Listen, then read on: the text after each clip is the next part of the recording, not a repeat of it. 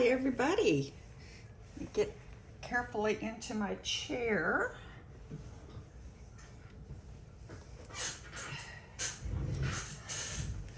Yesterday I did a video of painting this with adding the water first and then dripping in my colors.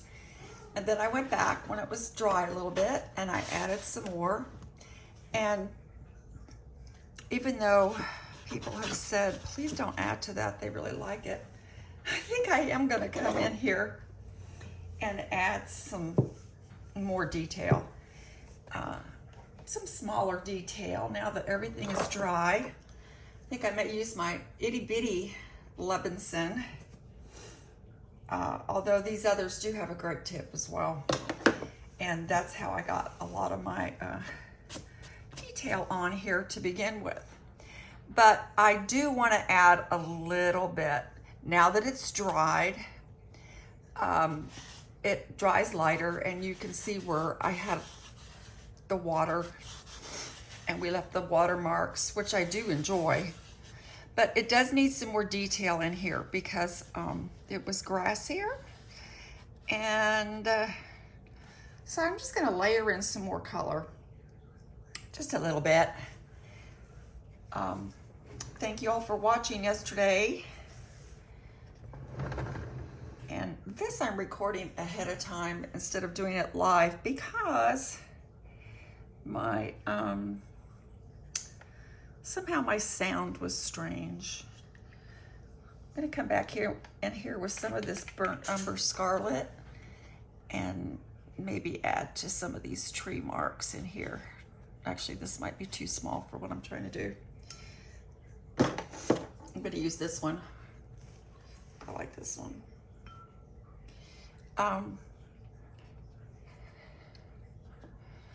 Add some of my darker colors in here, even though some of you said, please don't touch this. I'm just gonna go ahead and do it anyway. I mean, you know, it's just a piece of paper, right? And it's the back of another one.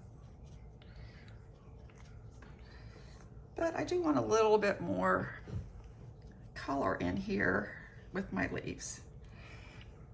It was a fall day, and we do have pretty colors. So I'm gonna add some. One nice thing about coming back in after it's dried and you come back in to add some colors, you get that nice layered look, and you can, it's like you have some shadows behind you, and it's not overtaking, because it's not opaque color. These are transparent. It doesn't overtake the whole thing, and you do get the illusion or feeling of shadow, maybe depth. So that's what I'm gonna do right now, is just add a little bit of that. Add some shadow on top of what I already have here. And just kind of give that illusion a little bit. Just give me a little bit more depth into my woods. Into the woods we go, right? This is Burnt Umber Scarlet by Daniel Smith.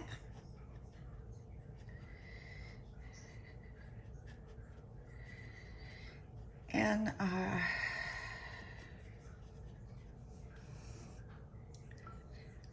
liking that.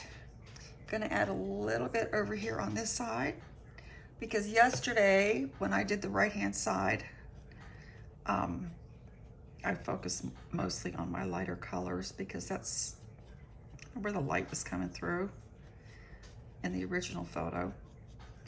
So I left some of that light. But I do want to get some darker colors in here, just kind of layer that on top a little bit and see what we can do. I was watching a tutorial this morning.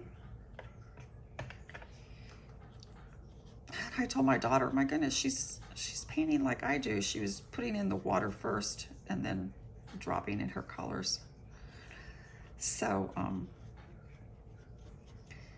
I'm sure I've learned that from somebody.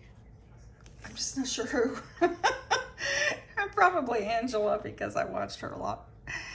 But it just happens to be something I actually really enjoy, a manner in which I enjoy painting. Just doing the water first and then dropping in my colors. Do a little bit more of that, this darker color in my shadows here as we come down. And like I say, it's just going to lay over what I have already. So it gives a nice feeling of 3D appearance almost on the paper and in your painting, because you still see what you did the day before and you're just going back over it a little bit. So it gives a nice, I think, kind of a 3D appearance, and I enjoy doing that. So we're coming back in, adding some darker now. Yesterday I said we work dark from light. I don't know why I keep saying that. It's not true. We work light to dark. So my second day coming in here, I can add some of these darker colors on top, and then you see how that's drying? It gives you the sense of depth in there. And I enjoy that. Gonna add a little bit some more. I'm not doing it heavily pigmented. This would be what we call probably the tea texture. It's very thin and watery. It's not heavy duty pigment, it's lighter pigment over top of what I did yesterday. Color's darker, but the consistency of my pigment is what I'm talking about, my paint. It's a light texture.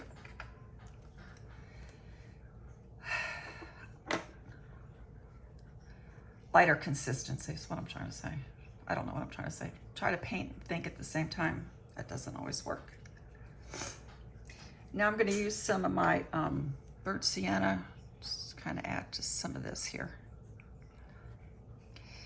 There were trees in this area that are darker that I did not put in yesterday, but I feel like I need to actually put some water in here, and then I'm going to drop in some color.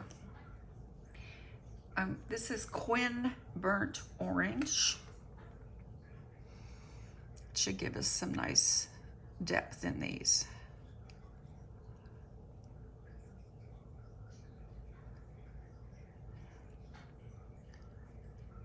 So you can see how as you layer on top of your dry colors from yesterday, or hopefully you can see that, and drop in some more color, it just adds some depth and kind of a 3D appearance to your painting.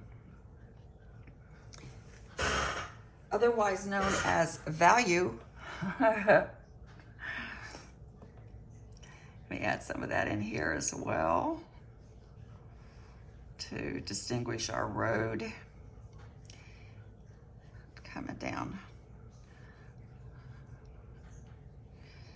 I had also added a little bit of blue in here yesterday because there was a nice sunshine coming through. I'm going to add some more of this here, some more tree texture.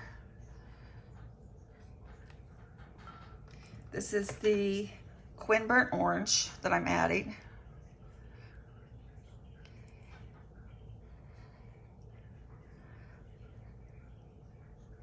To my trees.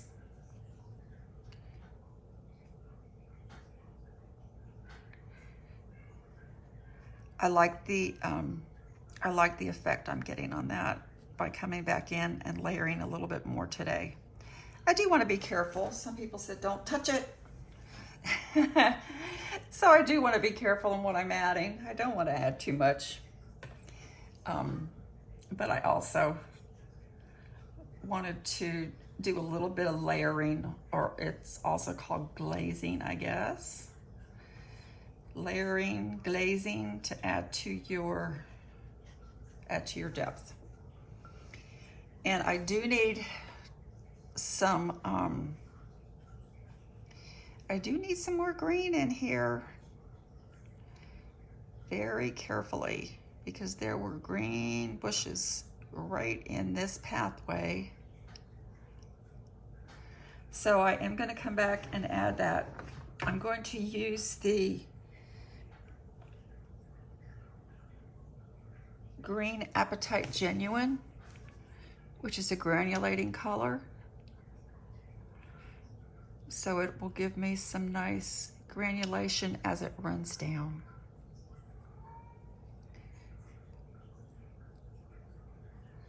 But also add what I need right there in this area to these greens, because they were in the original, and I know we're just don't always necessarily exactly go by the original, and I'm not looking at my reference photo because I have painted this so many times that you begin to just go by what you feel and what you remember in the painting, in the original. And so that's what I'm doing right now. But I do want to add some of that green and get some of this greenery in here, because it was and is quite lovely. And I need to add some over in here as well.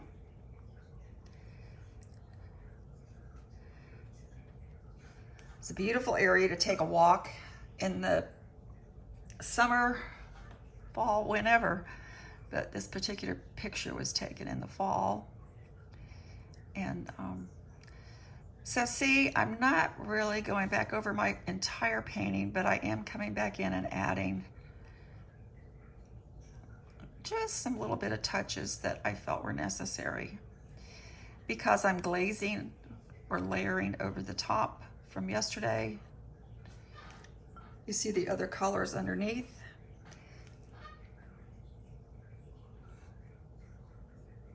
A little darker in this area. The granulation gives me beautiful effects and texture.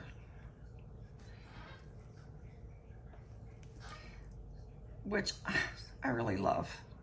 I really like granulating paints. As I shared yesterday, at one time I thought, what's the big deal about granulation? I don't like it. I don't understand it. But now I really like it. I like what it does. I like the reaction with the water and get some greens in here.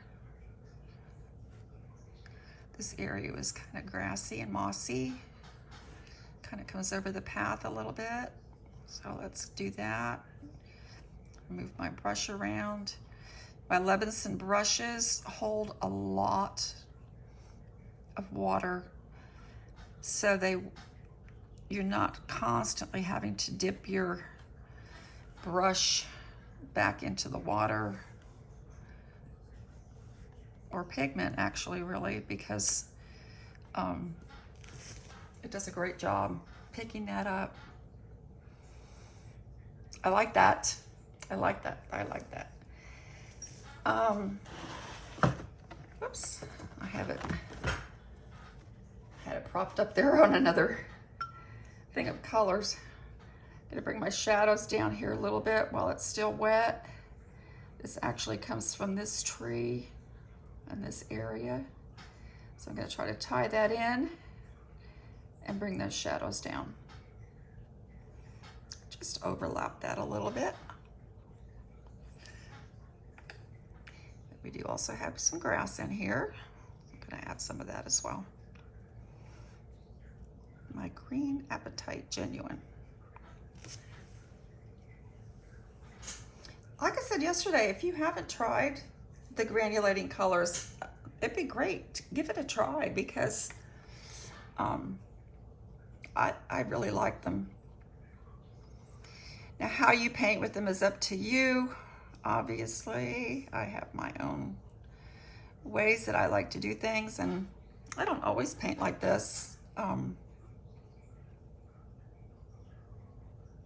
But I enjoy doing it on the 300-pound paper because the paper dries and gives you nice textures underneath, and then I can come back in. Oh, see, I like that. I like the results of that. The way you kind of get your shadows, but you have your lights underneath. Because unlike what I said yesterday, you do work light to dark. Light to dark in watercolor. When you're with acrylics and oils, you do dark to light. But once you lose your light in watercolor, you can't get it back. So you want to be careful with that and use that in your first layering, and then gently and carefully come back in with your darks. Now, I haven't always done that. I'm really good at painting too much too soon and not letting it dry and then making a big mess. But I'm learning that if I let it dry and come back, like I am with this one, I get some really nice effects. Now, isn't that nice? I like that. I think that's really pretty. That's all I'm gonna do over there. I may do just a little bit over here because this was a darker area, and watercolor generally dries 10–20% lighter. It just depends on the brand and the paper you're using. So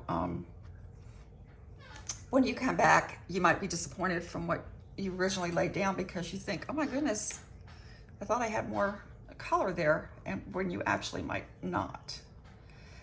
So, but that's okay. That's what watercolor does.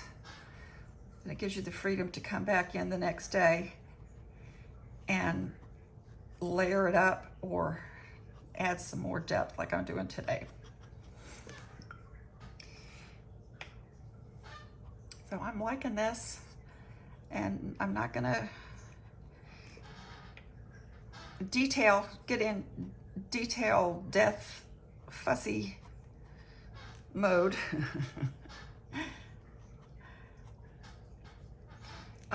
I'm just wanting to add a little bit of depth in here over to what I did yesterday.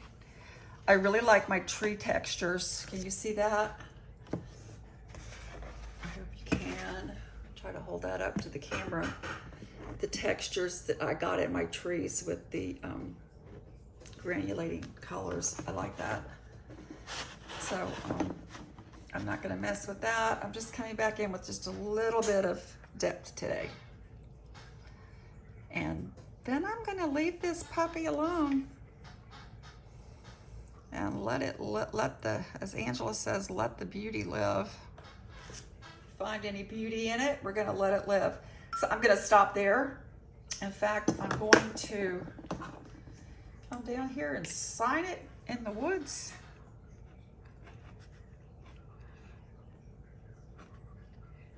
Tells me I am done, and I like to put my date on there because, or just at least the year. That just tells me, helps me see my own progress or lack of the same.